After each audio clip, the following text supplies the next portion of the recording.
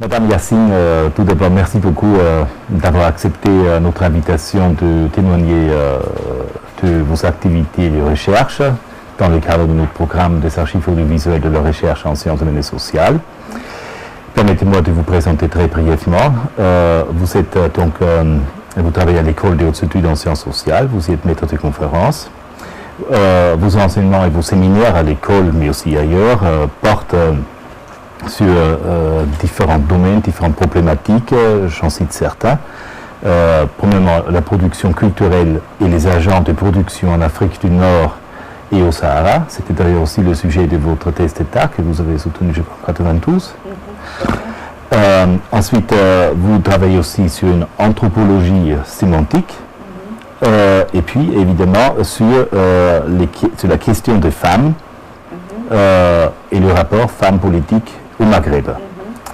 Et en fin de compte, surtout, vous dirigez un atelier à Pierre Bourdieu, avec qui vous avez d'ailleurs eu des relations, si je peux me permettre, très amicales et très proches.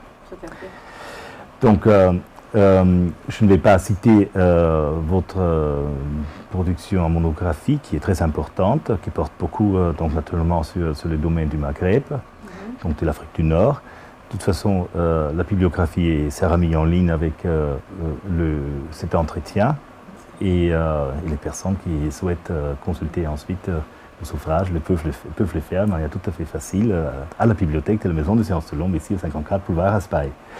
Madame Yacine, si vous permettez, j'aimerais bien vous inviter de commencer à nous tracer en quelques mots votre parcours scientifique et intellectuel. Oui, merci beaucoup, M. Stockinger, et c'est à moi de vous remercier de me donner l'occasion de parler des études berbères, puisque l'intitulé disons, de mon enseignement et de tout ce que je fais ici, que ce soit à l'école des hautes études, que ce soit à la Maison des Sciences de l'Homme, porte en fait sur les études berbères. Donc, je dois dire que à la fois c'est une lourde tâche, étant donné la situation politique, culturelle de cette culture dans les pays d'origine, puisque jusqu'à ces dernières années, la langue berbère n'était pas reconnue. Donc, ce qui rendait très difficile l'accès au terrain et donc la recherche sur cette question-là. Ensuite, donc cette difficulté-là, finalement, m'a permis de rencontrer des personnes tout à fait exceptionnelles, et je le dis avec beaucoup d'émotion.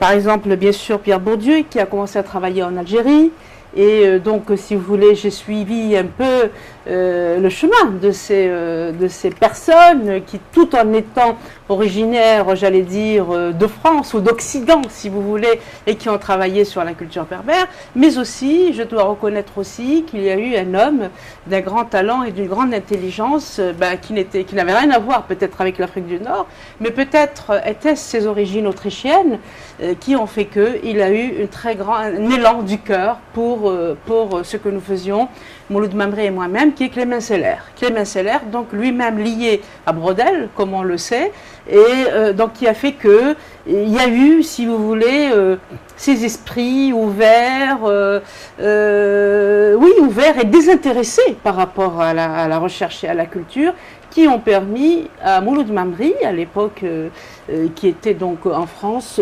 de fonder la revue Awal, que Mamri a dirigée et que j'ai suivi par la suite. Donc, si vous voulez, il faut vraiment recadrer mon parcours dans cette situation, j'allais dire très difficile et très complexe, mais en même temps, c'est ça qui a fait qu'il a fallu donc faire de nécessité vertu et de travailler sur ces différents objets, à la fois sur les minorités, mais en même temps sur les majorités dominées comme le sont les femmes, et beaucoup de choses, non mais c'est vrai, de cette ère. Et c'est pour ça, si vous voulez, qu'il y a plusieurs aspects dans mon travail, mais je ne le regrette pas du tout, parce que ça m'a permis de comprendre... En fait, mon travail s'articule autour des rapports de domination, en fait, qu'elles soient culturelles ou que ce soit entre les genres. Voilà, je ne sais pas si j'ai répondu, mais en fait, voilà pourquoi, si vous voulez, je fais ce que je fais. Merci beaucoup.